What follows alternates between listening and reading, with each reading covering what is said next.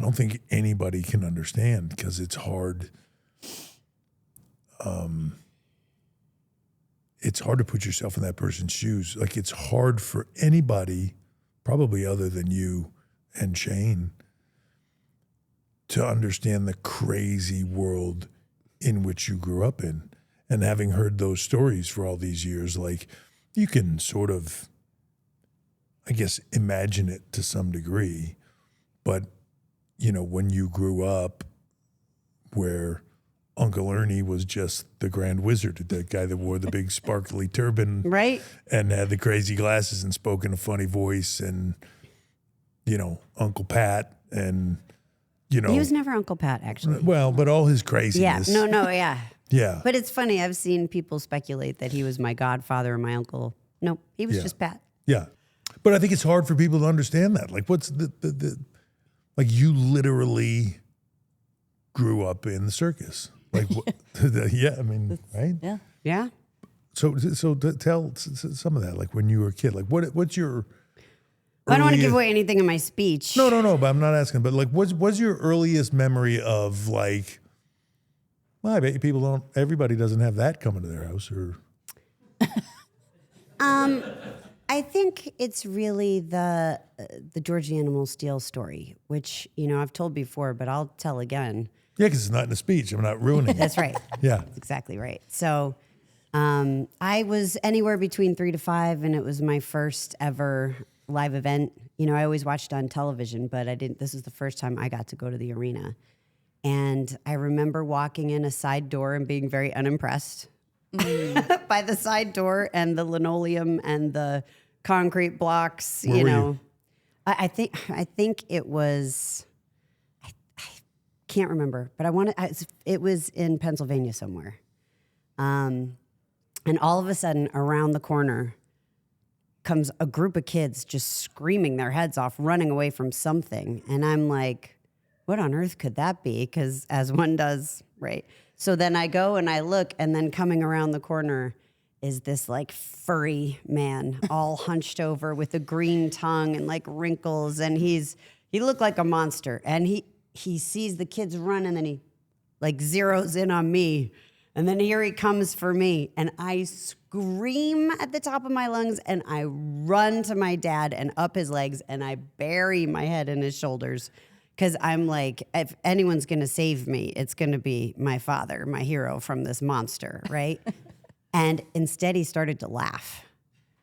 And I didn't totally get it at the time, but like that was not the response I expected. And then he introduced me to Jim Myers, you know, who Hello, kiddo. you know, who was a teacher, Yeah. come to find out, which I didn't believe in the moment. No really way. Not a teacher. At He 5. was really a teacher. He was Yeah. history. Math. I thought. Is it- Oh no, you ma- might be right. History. Yeah. History or math. But he taught and was a football coach. Oh, that, So he would that makes sense. Yeah, he would like wrestle in the summer. Like, so he'd come in, do like a 3-month program with Bruno or Backlund or whoever it was. And then he'd go back to school, and then he'd be school teacher Isn't that cool? the With the year. sweater. And his vacations or his time off from school, he'd wrestle. You know, he was always a big jaw, so he could go in and do something. The character was so over the top, he could always go in quickly and do something with the top baby face or whatever, Yeah. and it would blow up. So he would just do that. But, you know, imagine that as a character. Jim's what, 6'1", Yeah. you know, 280, a covered big man. covered in fur. Yeah. Big man.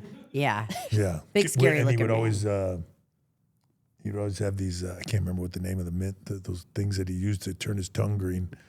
Clarets or something Yeah. like that. Yeah. And he would have these mints that he would put in his mouth. His tongue would turn green. He'd always be waving it around and crazy. You've never seen? No, I have, but Oh, I okay. didn't. I definitely didn't know that he was a teacher. That part's Yeah. just shaping the minds of. Of course. Yeah. Yeah. Yeah, crazy. But so like that's your first. Yeah, and another story I've told is when Andre first came to the house, and I hadn't met him yet, and I was pretty little, and my babysitter was in the house, and she sees this, and I was on the trampoline, and she sees this van pull up, and this giant man get out of the car, and she starts trying to close the windows and lock the doors, and she's yelling at me to come in the You know, house. because what prevents a giant from coming into your house Shut those windows. is the window being it's just closed. funny. And so Good protection skills. Andre walked, and I don't totally remember all of this. It's told from my mom's perspective. But she said Andre walked all the way over to me at the trampoline, and he held out his hand, and I stepped in his hand, and he brought me up to his cheek, and I kissed him on the cheek. And she called him my Gulliver. And she said I was just never afraid of him. Like I just always had some kind of special bond with him. But that's every kid's life, right? Who doesn't have a giant? That's how I grew up. You know, who doesn't have a giant that BFG. shows up Come at their on. house or Come a big on now. furry Georgie animal steel? Yeah. Yeah. And then there would be like photo shoots and video shoots happening at our house that, you know, I'd come home to from school. You know, like Sonny's lingerie shoot was one of them. About Mula doing the shoot by the pool. Oh my God. When they Tiger. they let the photographer guy, I can't remember his name. Well, I'm not sure if we should say We shouldn't it. say his Yeah. name probably, but he's But I know his name. he's taking pictures of Mula by the pool. So he is on a, like, you know, he's bent over Yeah, taking pictures. he's working it. And they had a big bull mastiff named Tiger, who's Brindle Tiger Stripe, right? It was Tiger. Yeah. About 145 pounds. And they let Tiger out, and Tiger proceeded to jump on the photographer and go to work. And he couldn't do anything. Like he was biting him in the back of his neck. My like dad's nipping word him. was he hooked him.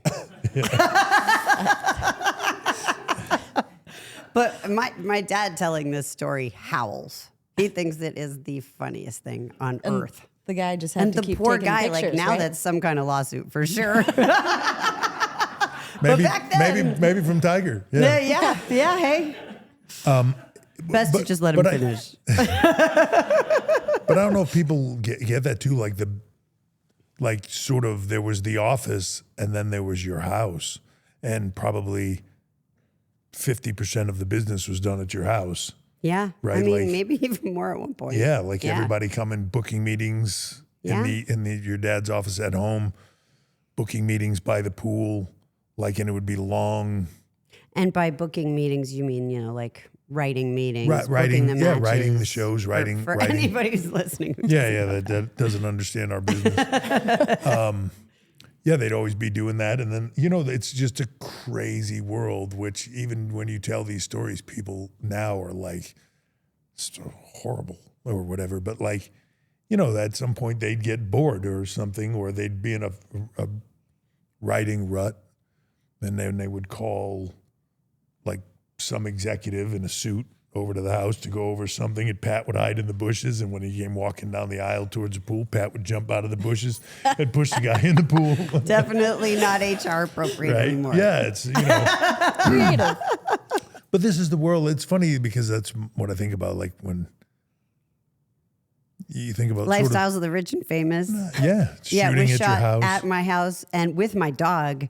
Ted puts caviar in his bowl, and my dog would love to eat anything, right? So he goes over, and then he's like, oh. He starts trying to spit out this caviar, and then they pour champagne for him in his bowl, and he's like, oh. The poor dog. He was so cute. But that was the day to day, right? And So that was that's- Robin Leach. I got to meet him then. That's the life Leach. you lead growing up, right? And it's just a crazy world. So like, I don't even think when people talk about your contributions to the business, they just think about like you from the time you were on TV, and then they know you did stuff in the office, whatever, but they don't really, like, it's been your earliest memories. Yeah. I mean, everything. Yeah.